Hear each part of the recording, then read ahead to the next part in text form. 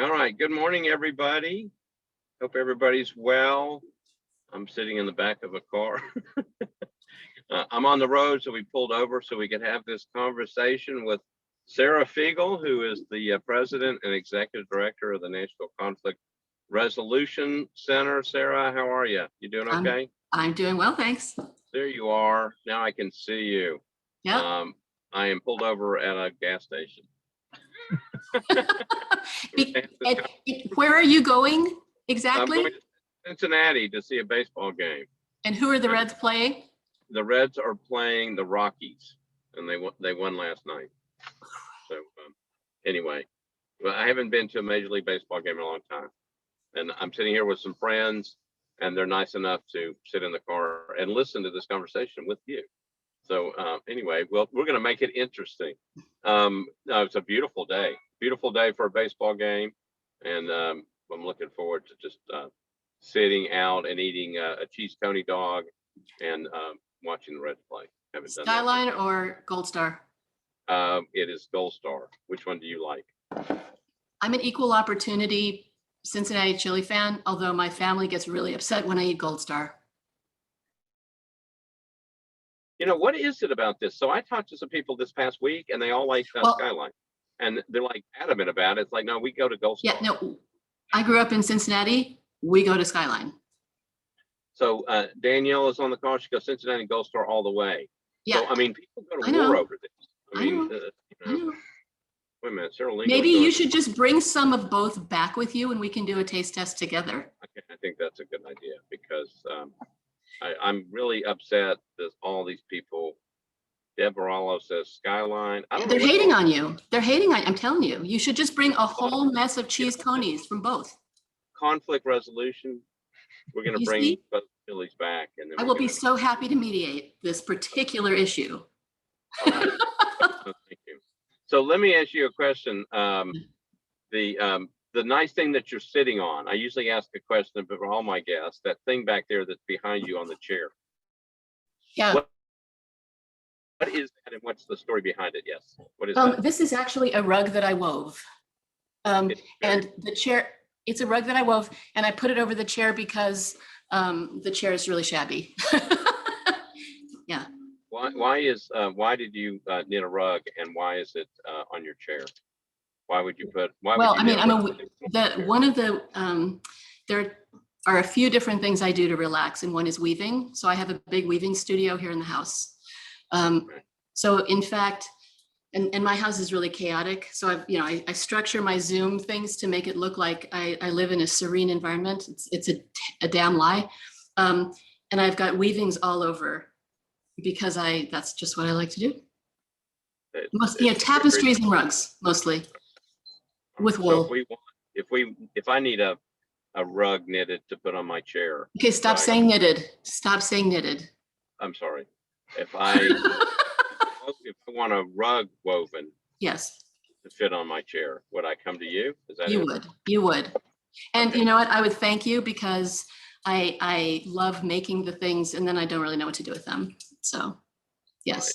Just give me your color scheme, and I'll be happy. For wall, I mean, I can make things on all kinds of scales.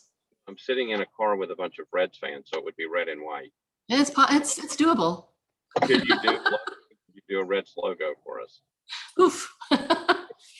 My husband's a Cubs fan, so it might cause some internal friction, but I could think about it. I guess this conversation's over then. Yeah. Okay. Our guest today is Sara Figal, who is the president and executive director of the Nashville Conflict Resolution Center. Sara, again, thank you for being with us. We've been doing these calls for over a year. We've had all kinds of interesting people on, and we're glad you're our guest today. Councilmember Gloria Hauser is on, so welcome, Councilmember Hauser. And I'll let you know if any other elected officials kind of pop on. So the first question we always ask our guests is, tell us a little bit about yourself. Where are you from? What about growing up? And what are you doing in Nashville? Well, I was born in North Dakota. Williston, North Dakota, the western edge. Been there very many times. No, I'm kidding. I've never been to North Dakota. Williston, North Dakota, and where is it exactly? It's very close to the Montana border, and it's a place where, you know, even when I was in college back in the 80s, I could go visit my grandmother or family members, and I'd be walking down the street and someone would stop me and say, "Oh my goodness, you must be Gina Lidall's granddaughter. She said you'd be in town," because, you know, I was the only person they didn't know. Now, because of the Bakken oil and fracking, the you know, which many regard as the forces of evil, it's changed a lot. But I love North Dakota. It's kind of like being in parts of North Dakota is like standing in the ocean made of wheat. Are you close to Custer's Last Stand? That would be South Dakota. Okay. So what would you be close to in North Dakota besides Montana? Is there some? Canada. Just think the corner. Yeah. The Missouri River goes through. There's fascinating geological finds, and there are paleological finds, and there are reasons that people have talked about turning it back to the buffalo. I think the state may have 600,000 people, which is, I mean, it's a large state geographically with a small population, but a very interesting political history I can tell you about sometime. I mean, they basically, they think they're rabid Republicans, but they're actually a small socialist state that tends not to get hit by things like depressions and political turmoil because they run their state in really interesting ways. So is Williston up in the north? It's in Yes. the northwest corner? Yes. Okay, so you really are very remote. So how many people live in Williston? I couldn't count now because of the, you know, the oil boom. All these people, it's kind of a weird Wild West. I mean, I think there are more strippers in Williston than in Vegas now. Just saying, you know. That's probably important to know. All right, so besides the strippers, it's become a strange place, but it's the history of North Dakota and the history of the families who have been local there is fascinating and wonderful. My dad is still up there. I have family there, and I love visiting. But I grew up mostly I grew up in Cincinnati, which is why I have opinions about Skyline. A lot about Cincinnati. Yeah. Okay. So, and then I wandered around doing lots of different things. I always say I'm on life part 11 or so. I ended up in Nashville to work at Vanderbilt. I have a PhD in German literature. Was a professor at Vanderbilt for a good bit, and I started at NCRC as a volunteer, actually, about 11 years ago, just thinking I would volunteer, and it was kind of like being embraced by an octopus. And you know, at a certain point, I was asked if I was interested in taking the helm, and I said, you know, I think we could find someone a lot better than me, and I tried to help hire someone a lot better than me, but I guess you know, for whatever reason, here I am, very happily and not going anywhere, at least for a while. Okay, what did you do in Cincinnati? What were you doing there besides watching the Reds games?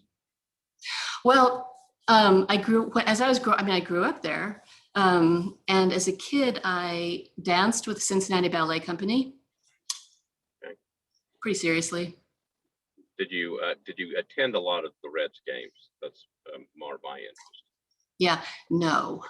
Okay, you didn't. All right. No, my sister, no, other family members did, but no, I was a very disciplined ballet dancer and a very undisciplined child, and so no.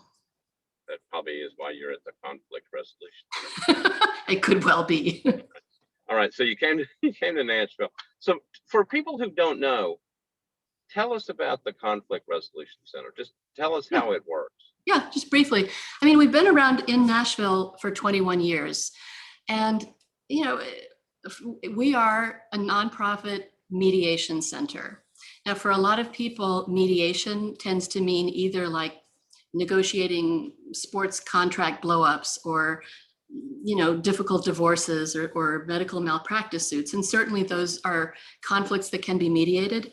But what nonprofit mediation centers do really across the country is provide an alternative means of settling disputes approved by the courts that really help people kind of take charge of their own processes, avoid any kind of costly litigation, court involvement, further police engagement potentially. And, you know, in really specific terms, in Davidson County, NCR, Nashville Conflict Resolution Center, or NCRC, does a lot of work, for instance, mediating between landlords and tenants, right? When something's happened and a landlord thinks, okay, I've got to evict the tenant, of course, a landlord can go to court, and, you know, probably the landlord and the tenant will have a few minutes in front of a judge, and judges are only allowed to hear very specific things because that's how the law works. If instead that landlord and tenant come into a mediation room, which they can do for free, they can put everything on the table that's been going on between them to see if they can work out some kind of an arrangement that does not involve the court saying, this is the judgment that we're gonna, you know, enter into the books.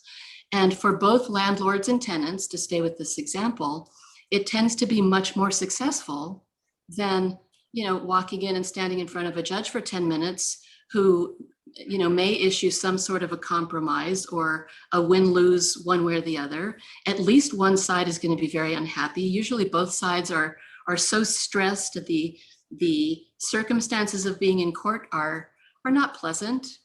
And so even when people win cases in court, they often leave feeling very conflicted. If they can mediate the same agreement, you know, we like to live out the choices that we have made and that have not been inflicted upon us. And that's what mediation offers people. And mediators are very highly trained and, you know, have the tools to really help people who are coming at each other with differences, looking at each other as problems and figuring out how to just take a deep breath and start hearing each other as human beings. And it's not to say that people leave mediation being best friends or, you know, singing kumbaya. I mean, there are hard things sometimes that have to be determined, but at least everybody in a mediation can leave feeling like they've been treated with dignity, like they've had some say in the matter, and that they have, you know, support and respect for wherever their path is going to take them next. So, you know, here we do a lot of landlord-tenant work that comes out of the civil court, general sessions. We do an enormous number of kind of parenting plans. We do mediations for people who are struggling to share raising children. And there are a lot of people who struggle to raise children when they're not a couple, right? And we do a lot of mediations also with young people, juveniles, basically. And those are things where, you know, we are really trying to work with young people to model and teach conflict management and communication skills at the same time that we are helping them talk through and work through and somehow make restitution for something they've done. And if they mediate successfully, generally young people who go through this process do not then have to have any interactions with the juvenile court. So we're working with juvenile court, with schools, with Metro Police, with, you know, school SROs, so that when young people get into kerfluffles or worse, if there's not a real reason to need to take very serious punitive action, those young people can be given the chance to mediate, and it's very successful. So, and that's just sort of a sampling of what we do. And we probably work with a good 2,000 people a year. But I guess the question would be, how do, besides the court, how do they find you? So obviously you could be in you know, people can divert from the court system, mm-hmm. But what are the different ways that people can get to the center? Most of our cases come from courts, and they can be Davidson County courts. We also serve other Middle Tennessee courts, and we even serve some in West Tennessee. Now that we know we can do our work remotely, we've expanded geographically significantly. So most of the cases, without question, are what's called their attempts to divert people out of the court system. We then also, as I said, we work in Davidson County. We work with a number of public and charter schools so that school administrators can say, you know, stuff is brewing over here, or there was a fight in the cafeteria, or something really bad happened in this classroom. Before we call the police and have to haul these kids down to juvenile detention, let's see if there is kind of a deeper and more restorative path we can take. We also get adult cases that come to us from the DA's office, but as I'm sure you're hearing, we tend to get the cases from some kind of institution. We'll also take any case that any MDHA property manager asks us to, right, to help, because sometimes, you know, neighbors who are living in MDHA neighborhoods tend to live with a lot of stress, right? And things can blow up quickly between neighbors. Well, instead of evicting them, we can help them mediate agreements about how they can work better together as neighbors, and 90% of them then never have to face eviction. So, yeah. Do you all have like a contract with the school system? Do you, I mean, have no. like who pays us? No, none of them do. That's part of it. Yeah, I mean, we certainly sign MOUs because our process is, you know, it's something that is overseen in a way technically by the courts. I mean, community mediation, the kind of mediation that we do, if I just have a little diversion for a moment, has a two-pronged background. On the one hand, it developed as a resource for courts, as an alternative dispute resolution tool, right? So we could get people who could solve their problems in different ways out of the courts, so the courts could focus on the really gnarly things that courts need to do. But it also comes from really the 60s and 70s when there were social justice and restorative justice initiatives developing, and there was a desire to reframe questions around cases that tended to go into courts without very satisfying results. And, you know, I think nowadays restorative justice is something that many people have at least heard of, but it really is it is the background of community mediation. So we are overseen by the courts, we serve the courts, but we don't work for the courts, which is very important. You know, we are independent. We have memorandums of understanding. So, you know, a kind of a contract of good behavior with a number of the institutions with whom we partner, but we are very much neutral. And that's what mediation has to be. We as mediators come into a situation, and even if people are sent to us by some authority, whether it's, you know, a property manager or a school official or a judge, we don't work for any of them. We serve the people who are at the table. We exist to see if we can't help them hear each other, help them just work through problems in fresh ways, see if they can come up with a resolution that they are happy with. And if they don't, okay, no harm, no foul. You know, mediation in the way it facilitates conversation and real listening between people has never hurt anything. Right? At the very least, people say, oh, okay, I get where you're coming from now. I still can't agree, but I no longer think that you're the worst person on the planet. And if they need to pursue other means, it's perfectly fine with me, you know, as a mediator. So it's a unique position that we are in, and it's important that we aren't working for any of the referral partners. How do you who are the mediators? How do you become a mediator? I know that there's lawyers can become certified in mediation. Mm-hmm. Is that who you're using, or are you using other folks? How do you become a mediator in your program? Yeah. Mediation, as I said, because it is a court tool and something that courts very much like to use, there is a certain kind of training that the courts oversee, let's say. So our organization, for example, is an acknowledged trainer of mediators pursuant to court, rules and regulations and so forth.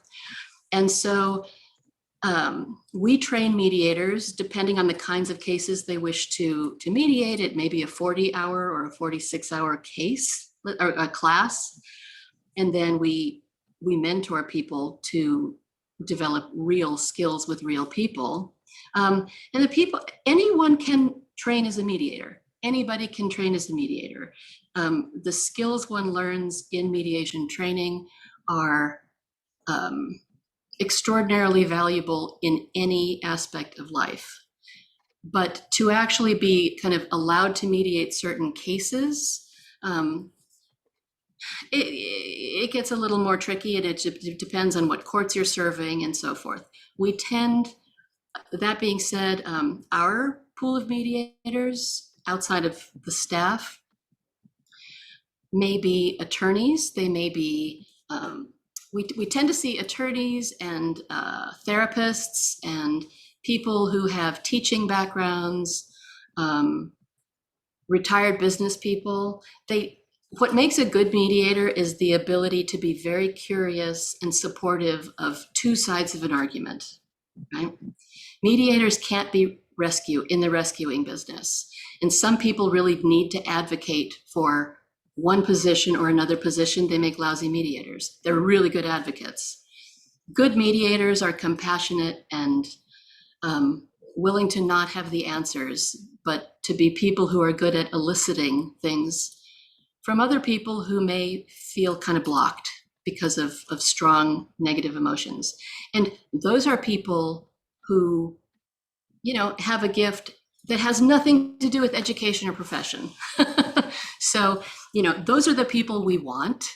And what happens so I got two people in the car with me. Yeah. One would be a good mediator and the other one probably wouldn't be. Okay. I'm not going to say. Okay. So you're gonna hash that out after the baseball game tonight. For chili when we get that. Yeah. No, so the question would be: so people come to you and want to be a mediator. Yeah. How do they have to complete the course? What if you get some people who just really shouldn't be mediators? Do you screen them out? How does that work? Well, yeah, and when here. There are different ways to train. Like, as I said, NCRC is a trainer. There are also private business training models, and they may have different processes. Our goal as a community, a nonprofit mediation center, is to train people, particularly to help with our programs as volunteers. We do not, all of our mediations in a year are pro bono. All of the mediators are showing up and doing the work for free because we serve low-end, middle-income people who really cannot afford the very high mediation fees charged kind of on the market. So, but if we get someone right, if we get someone who just really isn't good for us, yeah, we do have to say, you know what, this isn't a great fit for you. It may emerge during the training, or it may emerge while we are kind of in the post-course, we could call it an apprenticeship phase. We don't ever let someone start mediating at NCRC, taking cases on their own. Everyone who comes in, regardless of background or experience, has to co-mediate with our very trusted, experienced people to make sure that, and they get feedback after every mediation, just to make sure that it's really something they can do well that serves the people who need us. At the end of the day, it's not about the mediator, right? It has to be, are we serving our Nashville neighbors who really need help moving beyond conflict in a safe way? It sounds like the mediators are all pro bono. Does anybody get paid for doing this? Staff, we have a small staff. And then pre-pandemic, I'd say in a given year, we always had between 60 and 80 volunteers, kind of, who would come through at different times. Pandemic changed things a bit, obviously, because we pivoted really fast to deliver services online. We did sort of the telehealth version of mediation quickly, and it turned out to be very, very effective. We will continue to use it, but our 60 fabulous volunteers who could walk into a room at our office or at the courthouse or someplace and sit down with people and mediate a case were not necessarily also ready to run a Zoom session with breakout rooms and DocuSign things and, lots of tech. So we've learned that now for all of our online mediations, at least for now, we're in a phase where we can use volunteers again, but I have to assign a staff member to every case to be tech backup. And that changes the investment that I have to make. It changes the business model, if you will.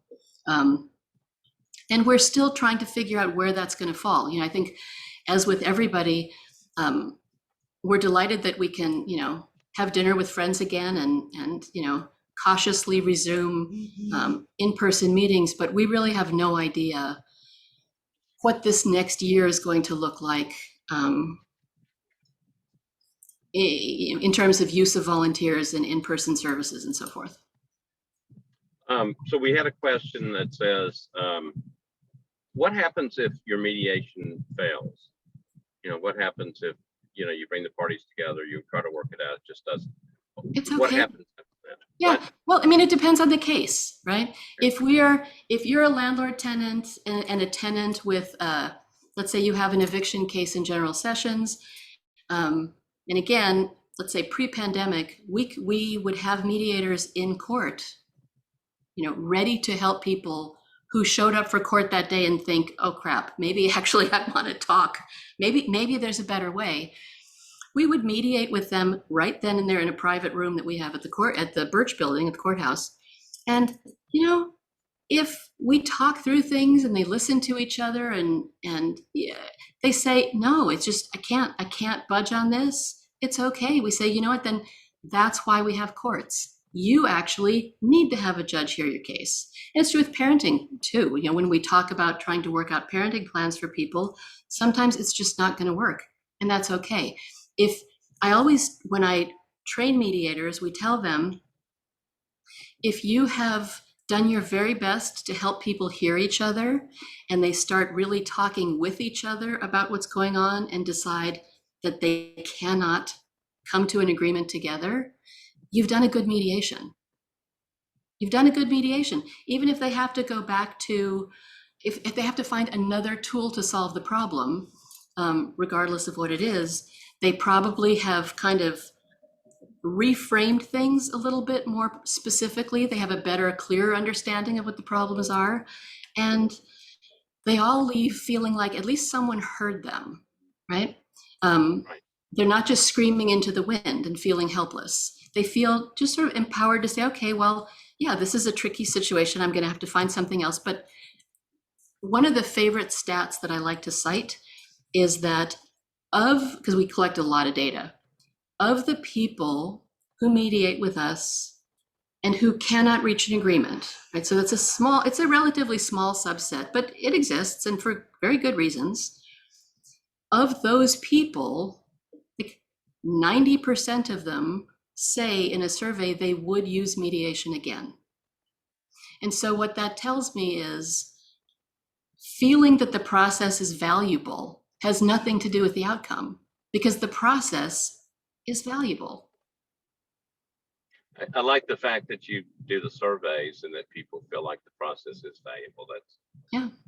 I think that's important. I think it's important for people to be heard. Yeah. Having said that, how do you do you have a process to encourage people to use the facilities? How do you get the word out to people that this is a possibility? It's hard. It's hard, I've been with NCRC now for just over a decade, and we are always trying to figure out how to encourage people to come and request mediation before their crises hit a point that they have to be sent to us by courts or police or somebody else, right? But I think the reality is, psychologically, people in crisis with each other, mean, they talk to each other, they talk to their friends, they talk to their families, and they hit a point where they think, ugh, if talking worked, I would have fixed it. I need someone to just make a decision and tell the other person that, you know, they're wrong. And so at the end of the day, sadly, I think people have to be told they have to mediate. You know, they have to be told because, you know, some of the MDHA properties where we really, you know, like to work are a great example. People have to be told, look, this is your last chance. You're looking at eviction if you don't try this, right? Now, we've told everybody in MDHA properties, if you all have an issue, you can call us. We'll come and do it, no cost, right? It's not going to happen. People are too busy, they're too stressed, and things get to a point where they just need the problem solved. And saying, oh, go talk to somebody does not sound like a good idea at that point. But if they're told they have to, they come in. And I mean, like with the MDHA mediations we do, 95% of them at the end say, oh, this was great. I wish I'd known about this, I'd have come. You think, well, no, you wouldn't have, but I'm really glad it worked. You know. Interesting. So you've got a process that works. It's just that people may feel uncomfortable or may just think that it's not going to work, and so it's hard to get them to show up or to get them. They're not going to volunteer, but this is also why it's a court tool. And people who file cases in court, you know, I file a case because I don't like the way the father of my child is dealing with our parenting plan, right? Or, you know, he came back after 5 years of being wherever and wants to see my kid. And I'm like, heck no. You know, we end up in court, or landlords and tenants end up in court, or someone goes to the DA's office and says, you know, this person, my neighbor's been stalking and harassing me. They've gone to, you know, to look for a really kind of drastic solution. Any solution offered by a court is pretty drastic, and someone's going to get hurt, you know. And the courts are increasingly, and this is nationwide, are increasingly stepping back and saying, you know what, try this other piece first, right? That's why, I mean, we are very significant partners with the courts. They say, they try this because, you know what, this process will give you far more attention than we can, given the facts of your case. And if it doesn't satisfy you, you don't have to agree to anything, right? No one has to come up with a solution. If you give it an honest try and it just doesn't work, perfectly fine. Then you have a reason to go back and say, we really do need the resources of the court. But by using this alternative tool, we not only really serve our neighbors by helping them work out their problems, but also communicating better with each other, which really builds community. But it also clears out court dockets.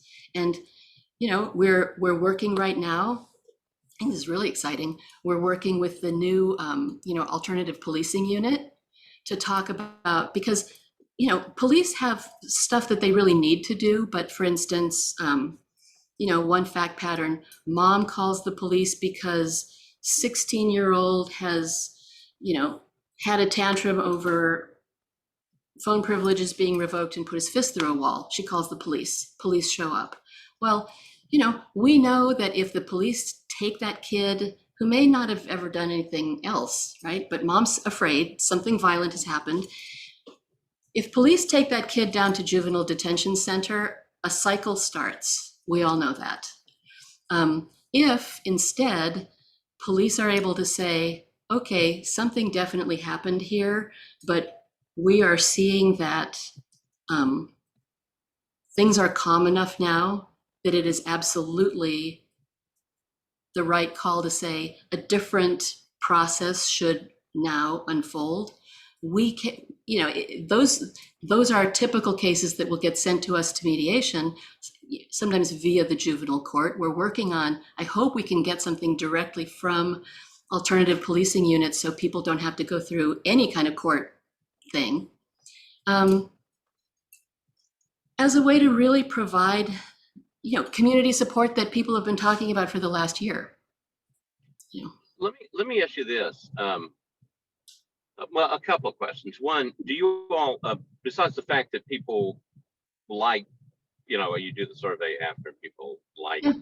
the concept and what they've been through, do you all keep a kind of a percentage of how, I don't want to say successful because I think it's successful that people just go through it, but in terms of the number of cases that you actually do come up with a resolution? Do y'all have some percentage of, I mean, is it 80% of the case? Oh yeah. And interestingly, it depends on the case type.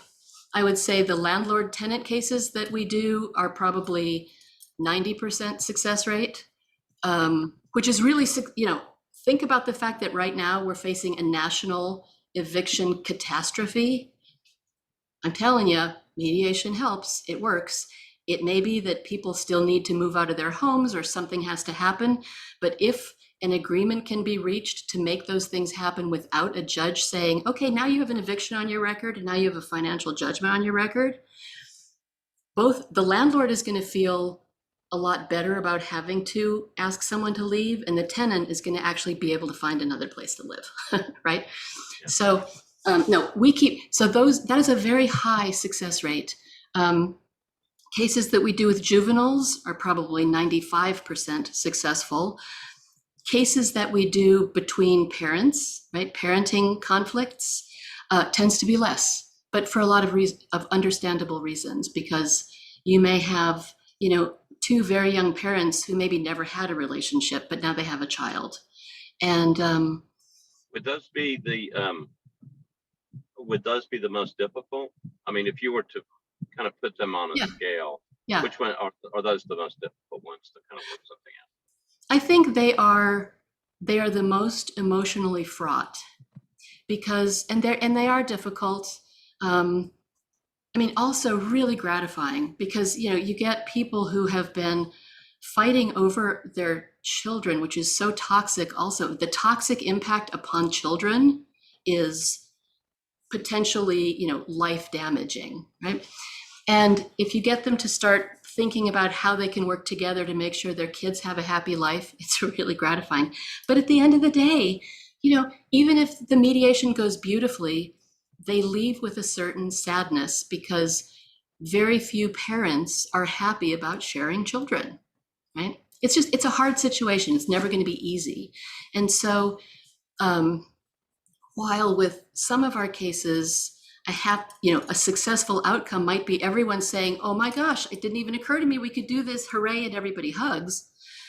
It's far less likely in parenting cases, just because there's usually so much baggage. And we're also providing services for people, say, who maybe one parent has had a period of incarceration, or one parent has had a period of recovery, right? And is trying to work his or her way back into the life of children. And there's a lot of baggage and mistrust there and short fuses. So they're hard. They are hard. But, so then you take those cases and you say, 83 to 86% of them work well. I'm happy to throw a parade for that stat. I got it.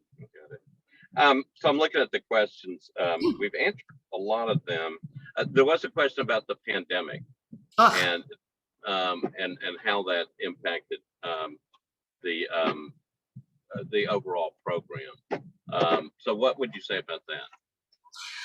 I would say, astonishingly, we're closing out our fiscal year now, and the pandemic year that we are finishing up had more mediations requested and completed than ever in our history. All were online. And we used video technologies, phone conferencing, all kinds of different tools to be able to provide services, especially during phases when courts were closed and people in real conflict didn't quite know what to do, right? We would take backlogged cases from courts. But I would say certainly our program emphases shifted. We weren't getting cases from schools because schools weren't in session in Davidson County. They weren't in person. And so teachers didn't have the the daily personal insight into students' needs. But at the same time, our landlord and tenant problem blew up, right? So because we have 20 years of history working with General Sessions Court and working with landlords and tenants. Okay, someone needs to mute. Ty Garth, mute yourself. Thank you. Ty's one of our really gifted mediators, so that's why I'm allowed to order him around. I wasn't going to say anything. Just so you know. Anyway, what we were able to do is, like in the fall, because we've been working with landlords and tenants for so long, we were able to very quickly partner with United Way that was and with Metro, entrusted with a whole lot of rent relief funds. And we were able to mediate with landlords and tenants and then provide, write a check to cover the debt. And it was crazy because that's not a business we were in, right? We were not in a check writing business prior to the pandemic.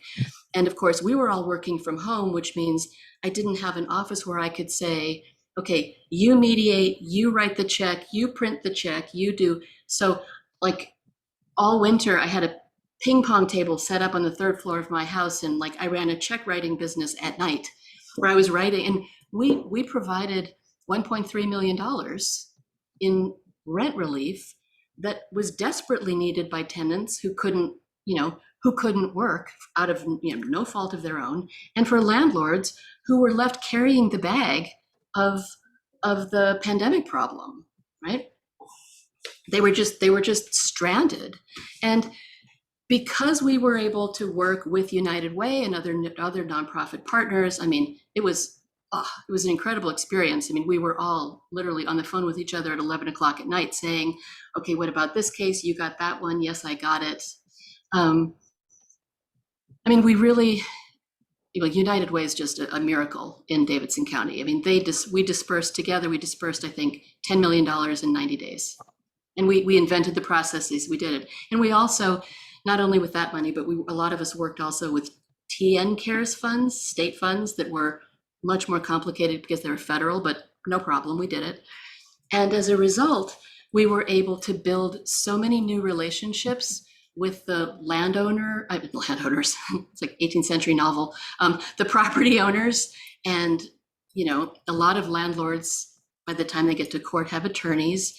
We developed relationships with a lot of attorneys who represent landlords, and they were so willing to come together as a community to say, how can we keep everybody afloat?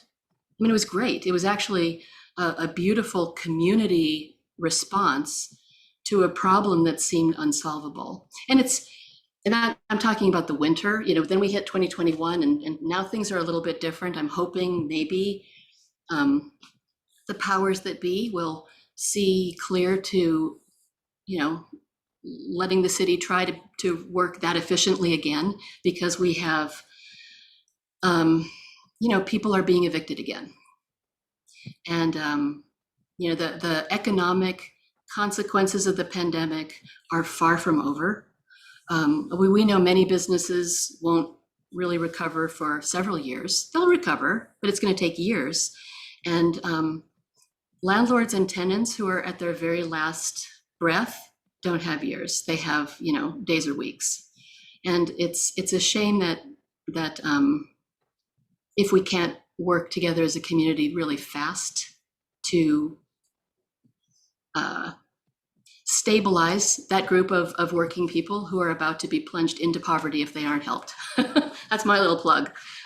We have a whole lot of people in Davidson County now, many of whom are back to work even, right? They're back to work, but there's no way they can come up with the debt that they accrued while their industries were closed.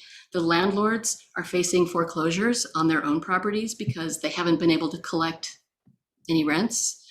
Or evict people because of the federal decisions about evictions, and they're all. It's a one-time problem for these people, right? This isn't chronic.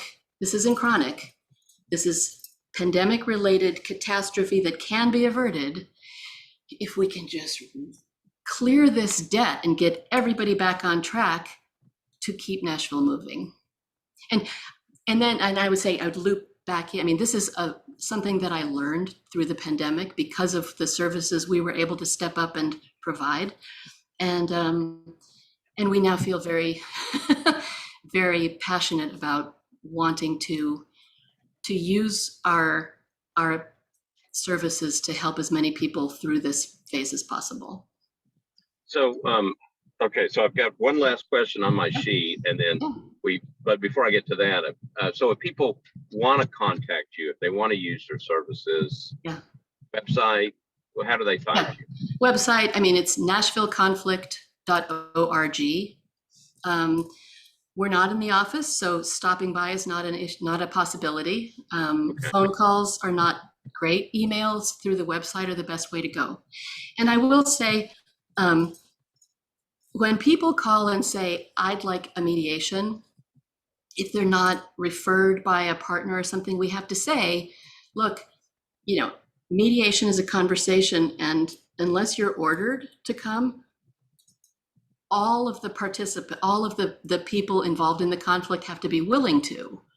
And we can't, so if you want to mediate with your sister because you're struggling over what to do with, stuff related to your aging parents, I mean, yes, mediation is really going to help, but we can't make your sister agree to do it, right? Both parties have to agree. They have to agree to do it. And that's also tricky sometimes, because sometimes one person is willing to come to the table and the other person's like, I think the status quo is fine. I don't want to mediate because I can't see things getting better for me, just worse. Why would I do it? And, sometimes we can talk to them and say, well, look, there's no risk. It's just, and the other thing that's important to know is the mediation process is protected legally by confidentiality. So you really can put everything on the table and say, what's going on here? But we do need everybody to be willing to show up. All right, so here's the last question, was one of the ones that came in over the week. The most memorable, and I know you can't give like details. Yeah. But what would be the one that sticks in your mind the most that maybe meant more than something else? Yeah, that's hard because we do mediations that on paper seem very similar. There are a lot of fact patterns, but every mediation has unique individuals and they're amazing. One that I did that I will remember was a landlord-tenant case. And a landlord was absolutely certain that a tenant who lived in a trailer, rented a trailer, right, with her partner and very young children, had to go because he had tried to work with them, and finally they just wouldn't even communicate anymore, right? Wouldn't take his calls, wouldn't do anything, he just wanted him out. And they were ordered by a judge to mediate. And both of them basically showed up to mediation. It was like, this is pointless. This is pointless. That we have nothing to say to each other. And the family renting the trailer was just going to try and ride out a moratorium and stay as long as they possibly could and then be evicted. And I mean, so we start talking, and I start just asking each of the people involved just to kind of tell me their story, right? Bring me up to speed. Tell me what got us all here, right, to this point. And eventually what you start hearing is the tenants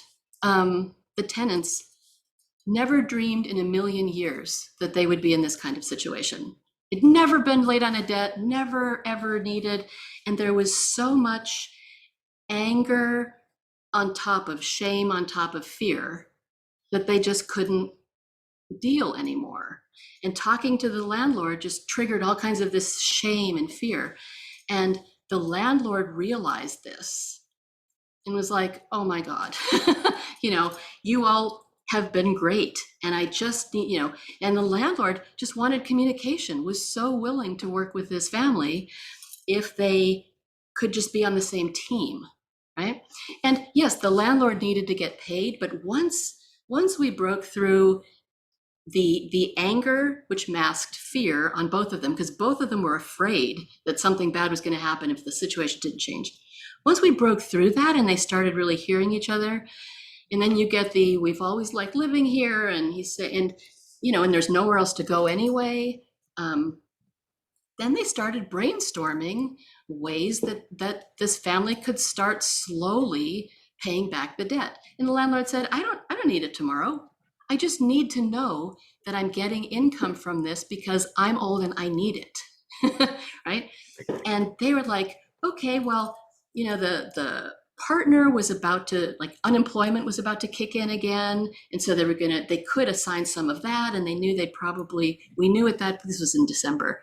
We knew at that point with a new administration, there would probably be, some relief money that they would get just federally. And they were coming up with all kinds of ideas about slowly repaying a debt that stretched out for months, and that they just did it. It was fantastic. And there's no way on God's green earth either party thought that it was even worth their time of day to show up. They only did it because they had to. And they're still all doing well. That sounds good to me. Well, Sara, thank you for being my guest today. Sara Figal from the Nashville Conflict Resolution Center. Interesting program, interesting times. We're glad you're here. If people want to get in touch with you, get in touch with your office. Don't go by, but use the website. And do it that way. We'll be back next week. I'm going to go have a conflict resolution with between my friends over which chili is better in Cincinnati. That's what I'm going to go to. Anyway, thank you for being on today, and thank you everybody else for being on. And use the Nashville Conflict Resolution Center. I think that's a good idea. Yeah. Thanks everybody. Everybody have a good rest of the weekend. Be safe, and we'll see you all next week. Okay. Thanks, Sara. I appreciate you being on the show. You bet. All right. Bye. Bye-bye.